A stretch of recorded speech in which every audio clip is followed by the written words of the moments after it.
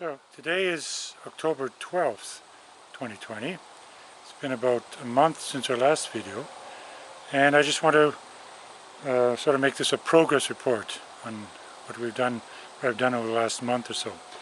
It's also Thanksgiving Day in Canada. I'm not much of a turkey person. I'd rather pour some gravy over a piece of cedar and chew on that. Probably tastes the same. And oh yes, before I forget, I want to thank all the people who've subscribed to this series of videos. It's been encouraging, and the comments have been all very good, except one person complained about the audio. Well, what can I do? I'm doing this all by myself. I don't have a sound man here. So in the meantime, I think you did see the painting. The last video was about the painting. Since then, we put in the windows. I've been working today on the doors, front and back, and we've moved some stuff on the interior, so I'll show you all of that. Will be the front door. Actually, I made two panels so that they fold outwards at the front. Let's see how that works. I think it's okay. I still have to get the glass for the top. Still have to buy the glass for the front door and the back door. And just to show you what it looks like now with the windows, let me back up a little bit so you can see with the windows. Yeah, the windows make a big difference. These are all taken from salvaged RVs. Windows are still good. I've sealed them all with butyl tape, which is quite good. It's obviously easy to apply, and it never dries out. And that's for sure. It's not just the manufacturer's statement, but I know that from my previous use of butyl on the windows in my 44-foot yacht, which you can look at on YouTube on Siam Sailing, S-I-A-M space sailing. Now the other side, basically the same. I still have to get one more window for the bathroom area, the head area. I don't know exactly where it'll go, so it's still a bit undecided. But I think the colors look good.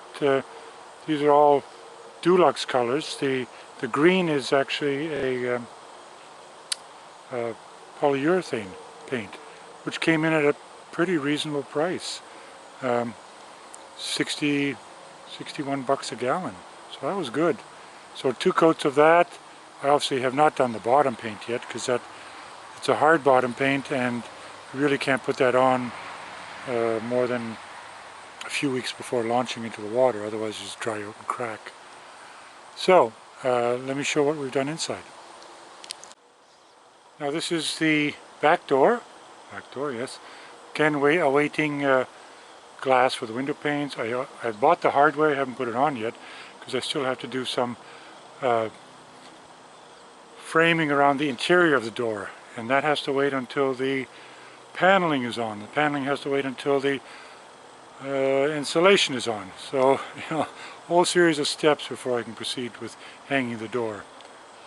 This is the roof. I've fiberglassed that with the epoxy resin, again at great expense. Don't understand why epoxy is still so expensive here in Canada.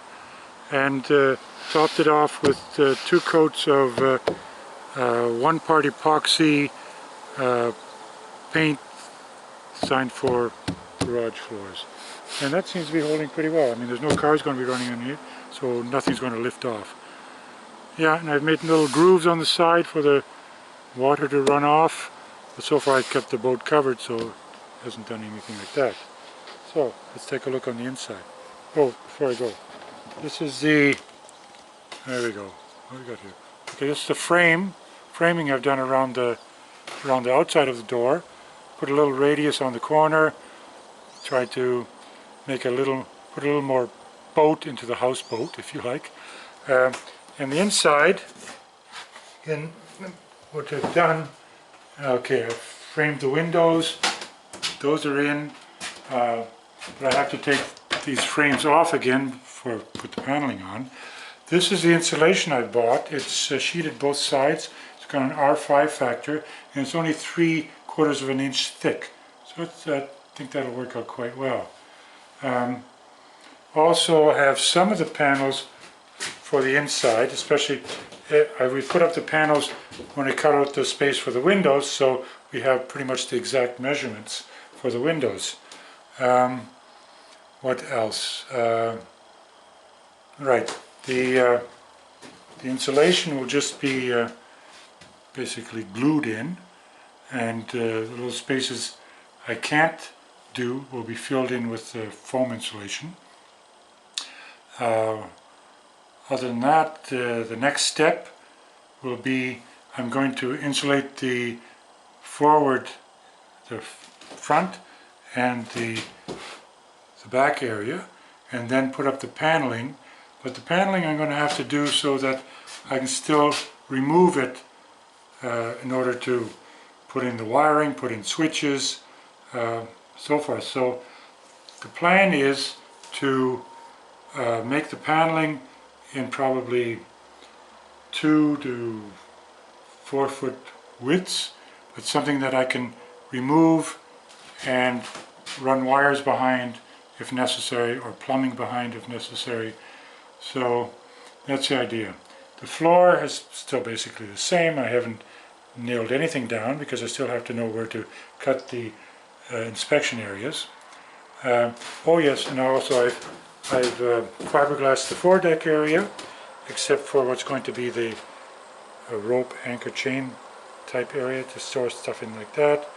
That went actually pretty well, except I thought I had enough fiberglass to do fore and back, but no, just for the fore area.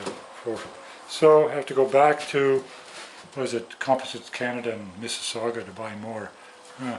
I'm outside of London, Ontario, but do you think I can get fiberglass and resin here? No, no way. Just from little patch jobs.